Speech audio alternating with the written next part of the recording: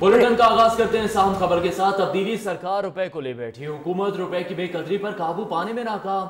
Dollar की तारीखी चलान कारोबारी हफ्ते के आखिरी रोज इंटरबैंक में डॉलर 8 रुपए इजाफे के साथ मुल्क की तारीख की बुलंद तरीन सतह 142 रुपए का हो गया। मुल्की कर्जे 760 अरब रुपए बढ़ गए। अवाम, ताजिर, सरमायाकार सबने सर पकड़ लिए। दूसरी जाने पाकिस्तान स्टॉक मार्केट में भी मंदी का रुझान जारी है। डॉलर की तारीखी छलांग इंटरबैंक में डॉलर 8 रुपए महंगा हो गया और इस तरह से डॉलर 142 रुपए की तारीख साज हद को छू गया।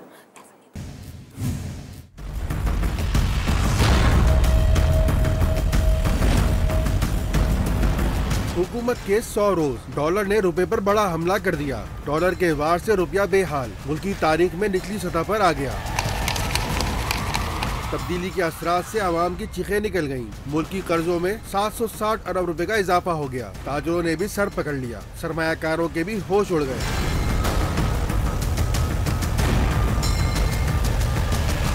डॉलर की ऊंची उड़ान से आएगा महंगाई का नया तूफान, माहिरीन ने खबरदार कर दिया।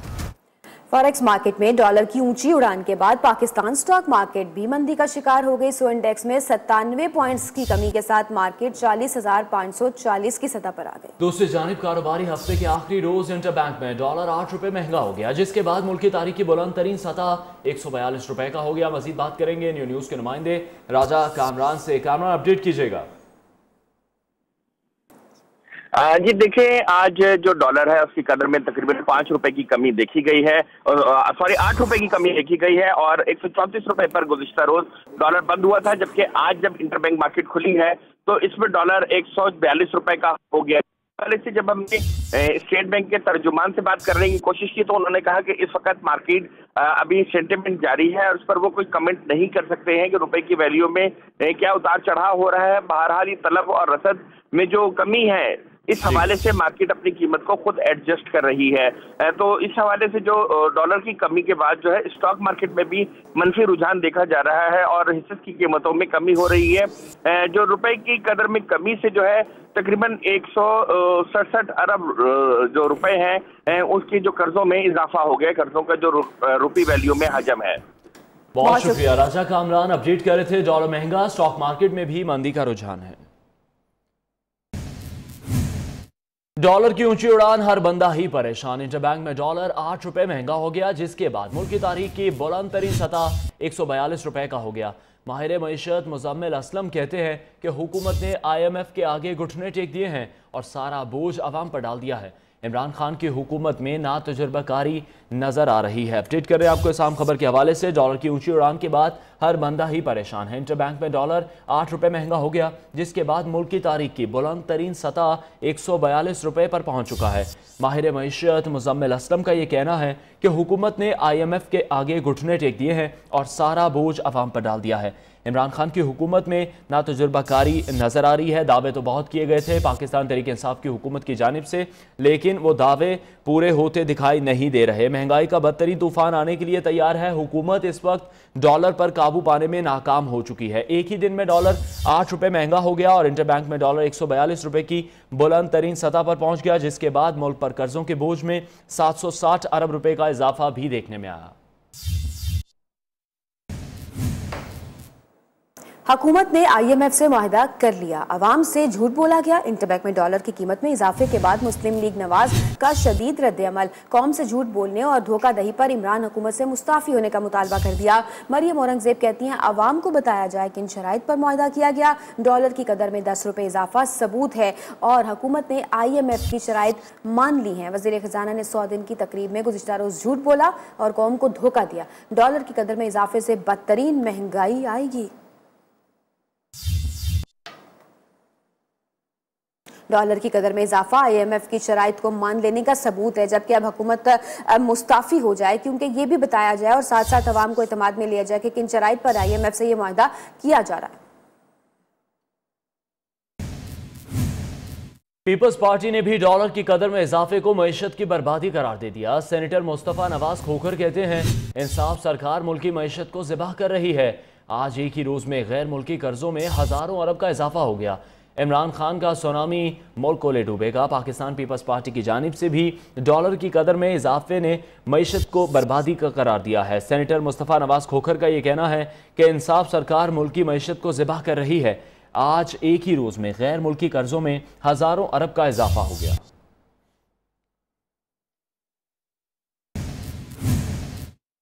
रुपए की बेकदरी में इजाफे ने अवाम को भी तशवीश में मुब्तला कर दिया। पहले ही महंगाई के मारे अवाम ने डॉलर की कीमत में मजीद इजाफे को पीटीआई हुकूमत की नाकामी करार दे दिया। डॉलर महंगा होने की वजह से ये अवाम परेशान हो रही है बहुत ज़्यादा।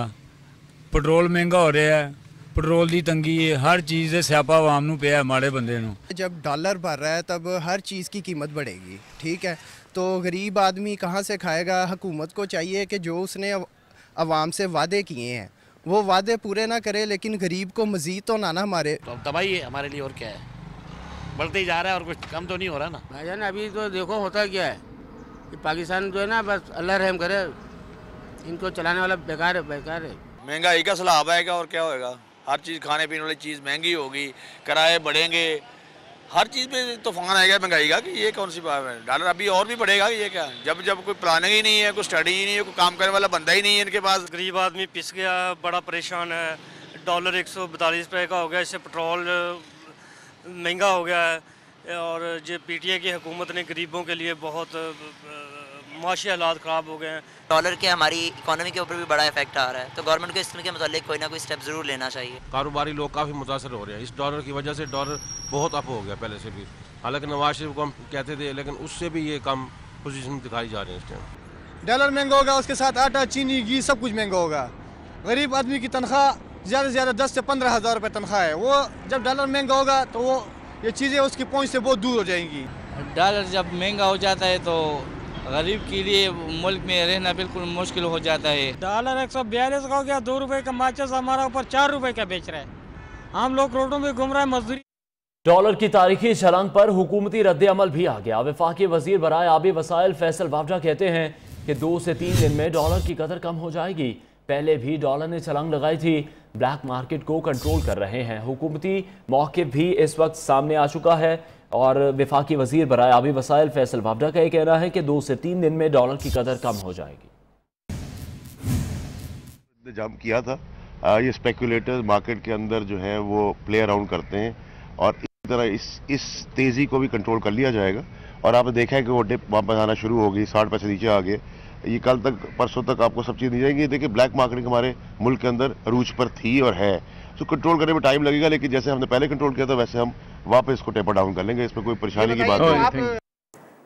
इक्तिसादी राबता कमेटी ने बेनज़ीर इनकम सपोर्ट प्रोग्राम की 3,20,000 कार्ड होल्डर्स के लिए PPAF को इमदाद जारी करने की मंजूरी दे दी। BSP के कार्ड होल्डर्स के लिए 82.6 मिलियन डॉलर रकम पावर्टी एलिवेशन फंड को जारी की जाएगी। वज़ीर ख़जाना असद उमर की ज़ेर सदारत ECC के हंगामी इजलास में शुगर इंडस्ट्री और ने 16 अरब के बकाया जात की अदायगी, चीनी एक्सपोर्ट पॉलिसी बनाने और गन्ने की कीमत रेगुलेट करने के मुतालबात भी पेश किए। जबकि इक्तिसादी राबता कमेटी ने आइंदा इजलास में मुतालबात पर गौर करने का फैसला किया है।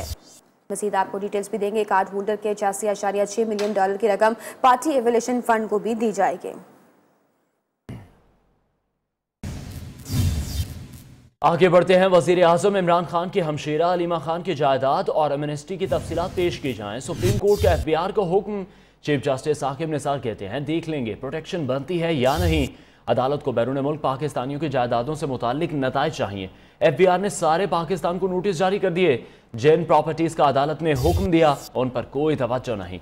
चेयरमैन FBR ने बताया कि अलीमा खान की जायदाद से मुताल्लिक अभी तक कोई बाज़ाब्ता तस्दीक नहीं हुई।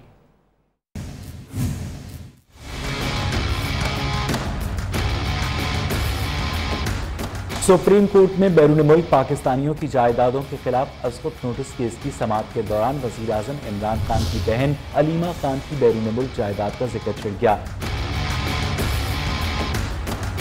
चीफ जस्टिस ने इस्तफसार किया, क्या अलीमा खान की बैरून मुल्क में कोई जायदाद है? मामला कई दिनों से हाईलाइट हो रहा है। चेयरमैन FBR ने मुबहम मौक़िफ़ इख्तियार करते हुए बताया कि इस हवाले से अभी तक कोई बाज़ाब्ता तस्दीक नहीं हुई। अगर अलीमा खान ने एमनेस्टी स्कीम की जायदाद ज़ाहिर की तो वो खुफिया मामला है। मेंबर इनलैंड रेवेन्यू ने कहा कि अलीमा खान की बैरून मुल्क में जायदाद है। चीफ जस्टिस साकिब निसार ने FIA और FTR हुक्काम से मुकालमे के दौरान कहा कि अदालत को बैरून मुल्क पाकिस्तानियों की जायदादों से मुतालिक नताइज चाहिए। आपने सारे पाकिस्तान को नोटिस कर दिए, जिन प्रॉपर्टीज का अदालत ने हुक्म दिया उन पर कोई फोकस नहीं। बैरूनी कर्जों में डूबे पाकिस्तान के शहरियों की बैरून ममालिक जायदादों में आए रोज इजाफे का इंकशाफ। न्यूज़ ने 220 पाकिस्तानियों की नई जायदादों की तफसीलात भी हासिल कर ली। FIA की सुप्रीम कोर्ट में जमा कराएगी रिपोर्ट में मजीद 220 पाकिस्तानियों की दुबई में 656 जायदादों का इंकशाफ हुआ है। मजीद इस रिपोर्ट में क्या कहा गया, नुमाइंदा न्यूज़ जहांजेब अब्बासी हमें बताएंगे। अपडेट कीजिएगा जहांजेब, क्या तफसीलात हैं इस हवाले से? देखें, एक तरफ पाकिस्तान बैरूनी कर्जों में जो है वो डूबता जा रहा है, दूसरी जानिब जो पाकिस्तान में उनकी बैरूनी ममालिक में जायदादें, उनमें भी हम आए रोज इजाफा देख रहे हैं। अभी आज सुप्रीम कोर्ट में FIA ने एक रिपोर्ट जमा करवाई है।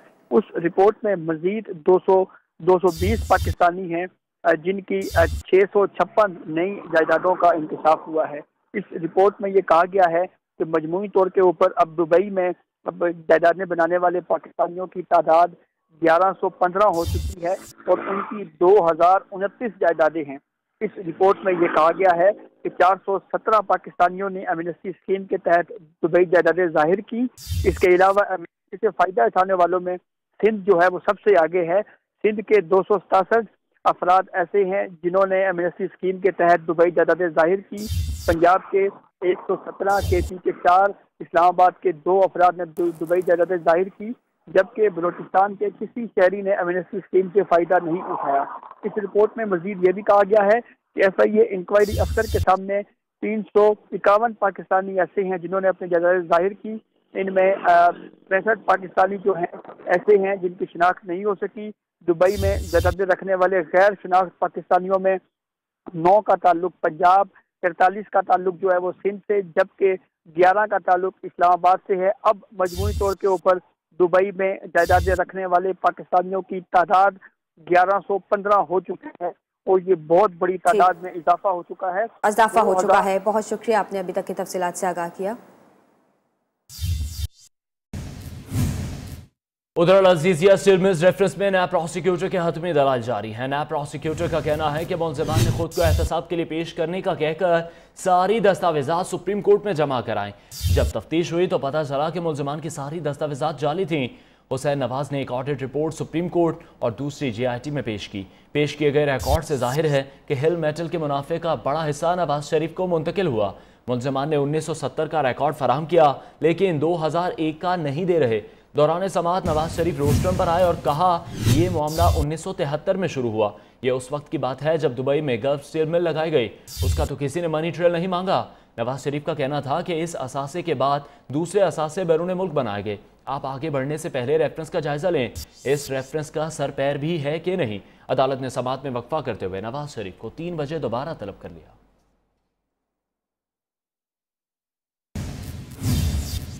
PI एमएलए से बदतमीजी के मामले पर वजीर सियाहत गिलगित बल्तिस्तान ने सुप्रीम कोर्ट में माफ़ी मांग ली। चीफ जस्टिस ने तहरीरी माफ़ीनामा जमा कराने का हुक्म दे दिया। चीफ जस्टिस ने IG इस्लामाबाद से इस्तफसार किया कि वजीर के खिलाफ मुकदमा क्यों दर्ज नहीं किया गया।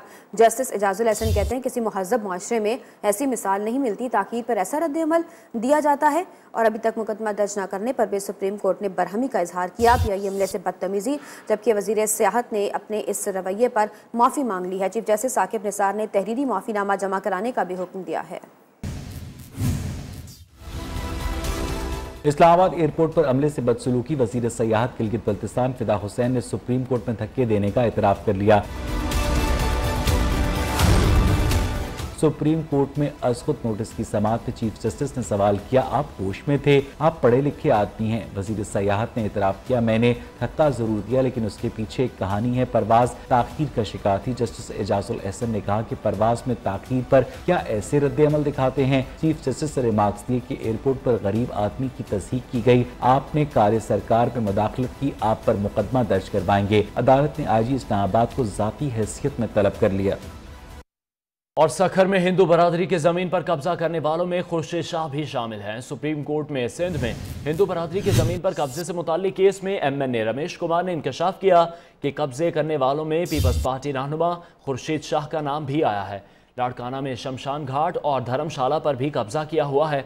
चीफ जस्टिस ने कहा, जिन लोगों ने कब्जा किया हुआ है उन्हें नोटिस जारी करते हैं। एडवोकेट जनरल सिंध की अदम हाजिरी पर 25,000 रुपये जुर्माना डैम फंड में जमा कराने का हुक्म दे दिया।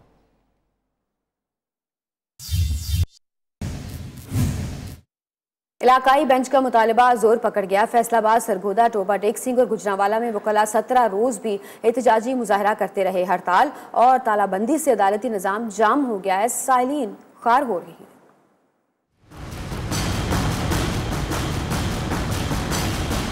इलाकाई बेंच का मुतालबा। फैसलाबाद, सरगोदा, गुजरांवाला में वकला 17वें रोज भी सरापा एहतजाज। हड़ताल और अदालती तालाबंदी के बाद साइलिन रुल गए। फैसलाबाद में वकला फिर जिला कचहरी के बाहर चौकड़ी मारकर बैठ गए। ट्रैफिक का निजाम धर्म भरम हो गया। सरगोदा में वकला ने भूख हड़ताली कैंप लगा लिया। जिला कचहरी के मरकजी गेट को ताले डाल दिए। साइलिन को शदीद मुश्किलात का सामना रहा। गुजरांवाला में भी एहतजाज के बाद अदालती निजाम ठप रहा।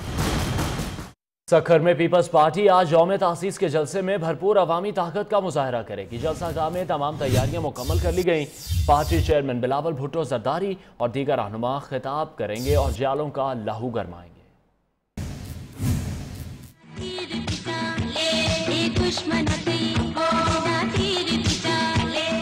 स्टेज लग गया, पंडाल सज गया। सखर में पीपल्स पार्टी के यौम तासीस के मरकजी जलसे की तैयारियां फाइनल हो गयी। हर तरफ पार्टी परचमों की बहार नजर आई। स्पोर्ट्स कॉम्प्लेक्स में साउंड सिस्टम भी नस्ब। जलसा गांव में पार्टी बैनर्स और बड़े बड़े पैनाफ्लेक्स भी आवेजा कर दिए गए। पार्टी चेयरमैन बिलावल भुट्टो खिताब से जियालों का लहू गरमाएंगे। हमारा हदफ एयर स्पेस की निगरानी है। दरपेश चैलेंजेस को शेयरिंग आइडियाज से हल करना है। दूसरी जानिब चीन के स्टॉल्स लोगों की तवज्जो का मरकज बने रहे। सिद्रा डार की रिपोर्ट।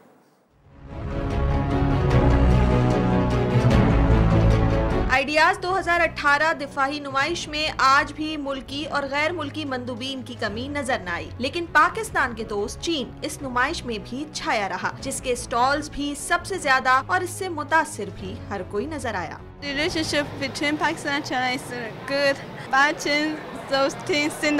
इस दफा सबसे बड़ा और सबसे ज्यादा कॉम्प्रिहेंसिव है और वाकई आपकी बात सही है कि चाइना का जो ये पोडियम है या चाइना का जो इनक्लोजर है ये सबसे बड़ा है इस आइडिया। नुमाइश के शुरका का कहना है कि इस आइडियाज को उन्होंने पहले से कहीं बेहतर पाया और फजाई और आर्मी की जानिब से पेश करदा तैयारों और जंगी सामान में दिलचस्पी का इजहार किया। इस मरतबार जो है वो HIT या हैवी इंडस्ट्री टेक्सटाइल ने जो है वो कुछ नई व्हीकल्स, नई APCs जो है वो इंट्रोड्यूस करवाई हैं, जो कि आवाम की तवज्जो के मरकज़ हैं, बल्कि इंटरनेशनल जो इंटरेस्टेड लोग हैं वो भी उसको जो है देख रहे हैं। फर्स्ट टाइम आइडियाज़ के अंदर हम रिफिलिंग प्रॉप के साथ हम दिखा रहे हैं कि जो कि एक और एडवांसमेंट है JF-17 के माइलस्टोन के अंदर। नुमाइश में मौजूद JF-17 थंडर सुपर मशाक के एक तैयारे के साथ जहां तस्वीर बनवाने वालों की कमी न थी, वहीं नुमाइश का हिस्सा बनने वाले तैयारे की खूबियां भी कुछ कम नहीं। ये एक फाइटर ट्रेनर है, तो जो हमारे कैडेट्स मशाक पे ट्रेनिंग के बाद इस एयरक्राफ्ट को फ्लाई करते हैं, वो नेक्स्ट फाइटर्स को बहुत अच्छे तरीके से और एफिशिएंटली फ्लाई कर पाते हैं। आपके सामने JF-17 एक मिसाल शामिल है और CPAC is already there and inshallah in future you will hear more news about it. 10वीं आलमी दिफाई नुमाइश में पाक फजाइया की जानिब से मुनक्कद करदा कॉन्फ्रेंस में एयर चीफ मार्शल मुजाहिद अनवर ने खुसूसी शिरकत की और कहा कि इस कॉन्फ्रेंस का मकसद दरपेश चैलेंजेस को शेयरिंग आइडियाज से हल करना है। हमारा हदफ एयर स्पेस की निगरानी है, तो दूसरी जानिब हमारी तवज्जो एविएशन इंडस्ट्री पर मरकूज है। कैमरामैन सलमान मुस्तफा के साथ सिद्रा डार, न्यू न्यूज, कराची। अब ना डेटा चोरी होने का डर, ना साइबर हमले का खदशा। नेशनल रेडियो टेलीकम्युनिकेशन ने जदीद लैपटॉप बना लिया। आलमी दिफाई नुमाइश में मुतारिफ करा दिया। ये लैपटॉप सिर्फ हसास इदारों के ज़रिए इस्तेमाल होगा। इसके बारे में जानेंगे कामरान सुहेल से। आलमी दिफाई नुमाइश आइडियाज 2018 का आज तीसरा रोज़ है और तीसरे रोज़ भी लोगों की एक बहुत बड़ी तादाद है जो कि इस नुमाइश को देखने के लिए आए हैं। सबसे अहम तरीन स्टॉल जो है वो यहाँ पर NRTC ने लगाया है। यहाँ पर उन्होंने जदीद लैपटॉप भी तैयार किया है। इसके अलावा जो स्मार्ट सोल्जर है और सेफ सिटी प्रोजेक्ट है जो सबसे अहम तरीन है इस शहर की, पूरे मुल्क की सबसे बेहतरीन और अहम तरीन जो है वो चीज़ सेफ सिटी प्रोजेक्ट है। उसका एक नया वर्जन जो है वो ये लेके आ चुके हैं और बेहतरीन वर्जन है और जिससे पूरे शहर की जो है वो निगरानी भी की जा सकती है और उन तमाम अफराद साथ कि जो कि नापसंदीदा लोग हैं, दहशतगर्द हैं, उनकी जो है निगरानी भी की जा सकती है और उनका किला कमा भी किया जा सकता है। आज ये दिफाई नुमाइश का तीसरा रोज़ है, कल इख्तिताम पजीर होगी, क्लोजिंग सेरेमनी होगी। आज भी जो लोगों की एक बहुत बड़ी तादाद है जो कि इस नुमाइश के अंदर आई है और जो दिफाई मसनूआत है वो लोगों ने देखी है और सराहा है इस नुमाइश को। जी आगे बढ़ते हैं। बाबा गुरु नानक के 549वें जन्मदिन की तकरीबात में शिरकत के बाद 3000 सिख यात्री लाहौर रेलवे स्टेशन से वाघा बॉर्डर के रास्ते भारत रवाना हो गए। सिख यात्रियों ने पाकिस्तान की जानिब से सहूलियात को सराहा। कहते आइंदा बरस करतारपुर राहदारी के रास्ते ज़्यादा आसानी से पाकिस्तान आ सकेंगे। अता मोहम्मद की रिपोर्ट देखते हैं। बाबा गुरु नानक के 549वें जन्मदिन की तकरीबात 3000 से जायद सिख यात्री 3 खसूसी ट्रेनों के जरिए वाघा बॉर्डर के रास्ते वापस भारत रवाना हो गए। सिख यात्रियों ने पाकिस्तान में 10 रोज क़याम के दौरान अपने मुकद्दस मुकामात में मजहबी रसूमात अदा की। सेक्रेटरी मतरूका वक्फ इमलाक ने सिख यात्रियों को तहाइफ दिए। सिख यात्री पाकिस्तान की जानिब से सहूलियात पर खुश दिखाई दिए। कहते हैं करतारपुर बॉर्डर को खोलना एहसन इकदाम है। आपके जो सिक्योरिटी वाले उन्होंने हमें सत्कार बहुत दिया और जहाँ पर रहने वाले हर पंजाबी जो हमें मिलता बड़े प्यार से मिला। बहुत ही अच्छा लगा।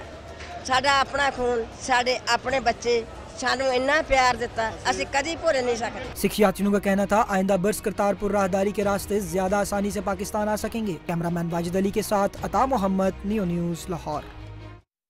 और भारतीय इंतहा पसंद फौज के सरबराह जनरल बिपिन रावत आए रोज सियासी बयान देने लगे हैं। जनरल बिपिन रावत ने वज़ीर-ए-आज़म इमरान खान के भारत से दोस्ती के बयान पर रद्द-ए-अमल देते हुए कहा, पाकिस्तान अगर भारत के साथ ताल्लुकात चाहता है तो उसे भी सेकुलर मुल्क बनना होगा। भारतीय आर्मी चीफ ने रिवायती और बेबुनियाद इल्जामात भी दोहरा दिए। बोले पाकिस्तान पहले दहशतगर्दी के खिलाफ इकदाम करे, फिर भारत की जानिब से 2 कदम बढ़ेंगे। दहशतगर्दी और मुज़ाकरात साथ साथ नहीं चल सकते।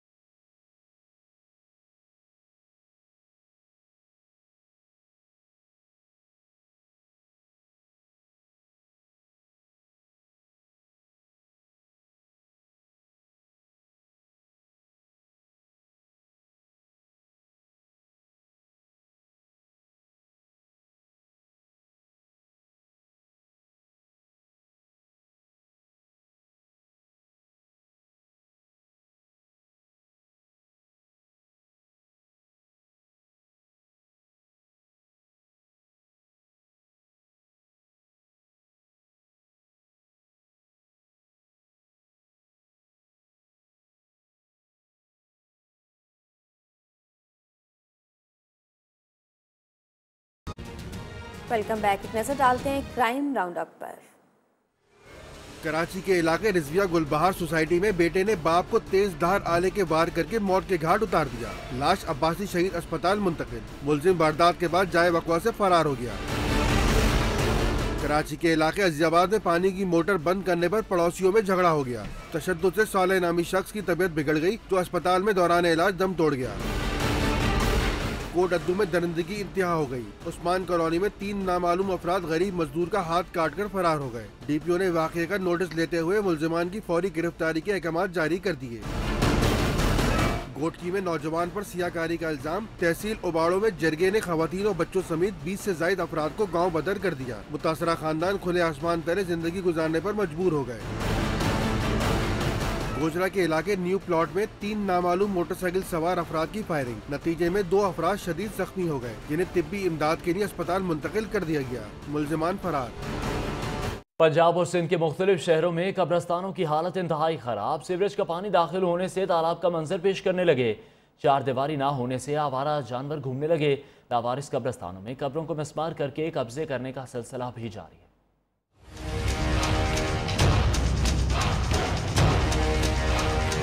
रानीपुर गुड्डे जी के तारीखी कब्रिस्तान में सीवरेज का पानी दाखिल। शहरियों का जिला इंतजामिया से नोटिस लेने का मुतालिबा। गंदा पानी कदीमी कब्रिस्तान में तालाब का मंजर पेश करने लगा।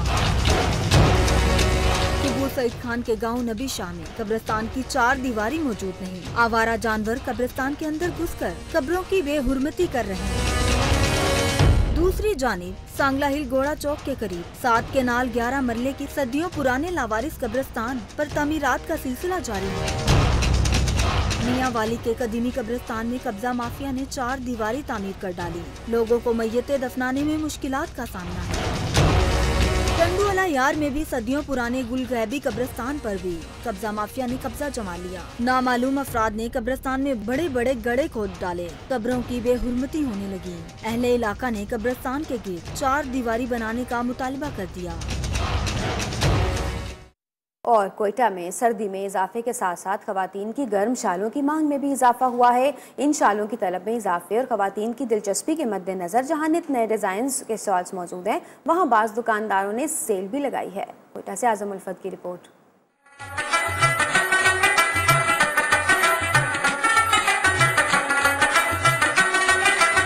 कोयटा की मार्केटों में खवातीन की मुख्तलिफ अक़साम की गर्म शालों की बरमार। सर्दी से बचने के लिए खवातीन अपनी पसंद के मुताबिक रंग बिरंगी शाल खरीदती नजर आती है।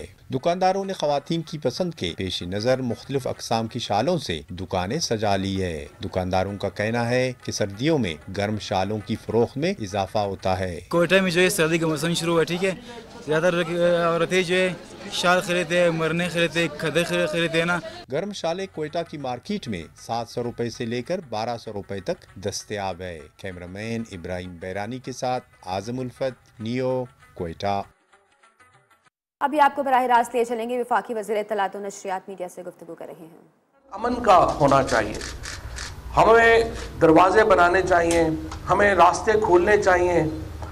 लेकिन जो मसला है वो ये है कि जब हम देखते हैं कि कश्मीर से यहाँ पर सोशल मीडिया के ऊपर तस्वीरें आती हैं जहाँ पर हमें अपनी वहाँ की बहनों को, अपनी माओं को वहाँ पर आंसू देखते हैं, जब हम अपने नौजवानों को, जब हम अपने वहाँ पर कश्मीर के लोगों को लहू देखते हैं, तो फिर ये रास्ता मुक़द्दर हो जाता है, फिर ये रास्ता कठिन हो जाता है। लिहाजा अगर हम हिंदुस्तान के साथ ताल्लुकात को बढ़ाना चाहते हैं और अगर हिंदुस्तान, और ये पाकिस्तान और हिंदुस्तान के मफाद में, लेकिन हमारा और हिंदुस्तान का बल्कि रीजन का मफाद ये है कि पाकिस्तान और भारत के ताल्लुकात बेहतर हो। लेकिन इन ताल्लुकात में बेहतरी आ नहीं सकती जब तक भारत ये ना समझे कि जो मसला कश्मीर है, और कश्मीर का मसला भी सिर्फ कोई इलाके का मसला नहीं है। ये नहीं है कि हमने श्रीनगर जो है वो इसलिए हमें चाहिए कि वो बहुत खूबसूरत है, या हमें इसलिए चाहिए कि वहाँ पर चश्मे हैं और नहरें हैं और वो एक जन्नत नज़ीर है। हमें इस जो कश्मीर का मामला है वो इसलिए उसको हम टेरिटरी की नज़र से नहीं देखते, हम उसको इंसानियत की नज़र से देखते हैं। हम उसको एक ह्यूमैनिटेरियन एंगल से देखते हैं। हम वहाँ के जो बसने वाले हैं वो हमारे जिस्म का हिस्सा है और उनको जो तकलीफ़ होती है तो हम तकलीफ़ में जाते हैं। हम 3 जंगें इसके ऊपर लड़ चुके हैं। हमारा जो मुल्क है उसके अंदर जो बहुत सारे हमारा जो इस वक्त इंडियन स्पॉन्सर्ड टेररिज्म पाकिस्तान के अंदर है, वो सारे का सारा जो उसको समझिए कि उसका जो जेनेसिस है वो तो इसलिए है कि हिंदुस्तान कश्मीर के ऊपर अपना तसल्लुत रखना चाहता है। और आजकल के दौर में जिस तरह अरुंधति रॉय ने लिखा है कि वो पहले वक्त था जबकि कश्मीर के ऊपर हिंदुस्तान का कब्जा था, अब कश्मीर के नैरेटिव ने पूरे हिंदुस्तान पे कब्जा किया हुआ है। क्योंकि मैं जब वहाँ कुछ अर्सा कबल मैं जब गया इंडिया और दिल्ली में, मैं उमर फारूक साहब जो थे उनसे मेरी मुलाकात हुई तो उन्होंने खुद कहा कि यहाँ पर जो पाकिस्तान की हमायत है वो बहुत ज़्यादा है और कश्मीर के अंदर हुकूमत जो भी बनेगी वो यहाँ पर पाकिस्तान के ख़िलाफ़ अगर बात करती है तो उसका अपना सपोर्टर, उसका अपना वोटर उसके साथ नहीं होता। और जो भी अगर कश्मीर समझता है हिंदुस्तान में, बिल्कुल बेवकूफ़ लोग होंगे हिंदुस्तान के पॉलिसी मेकिंग में अगर वो ये समझते हों कि ये जो मामला है ये सिर्फ पाकिस्तान की वजह से चल रहा है। लोगों के अंदर के जज्बात होते हैं। मसलन वफाकी वज़ीर इत्तलात फवाद चौधरी इस्लामाबाद में तकरीब से खिताब कर रहे थे। उनका ये कहना था कि हम अभी भी अमन चाहते हैं। कश्मीर में हालात लहू लहू हैं। कश्मीर हमें सिर्फ इसलिए नहीं चाहिए कि वो जन्नत नज़ीर वादी है, वहाँ पर चश्मे हैं, बल्कि वहाँ पर जो लोग रहते हैं उनसे हमारा खून का रिश्ता है। न्यूज़ बुलेटिन से अब तक के लिए इतना ही। हर नई बात जानने के लिए देखते रहिए न्यूज़।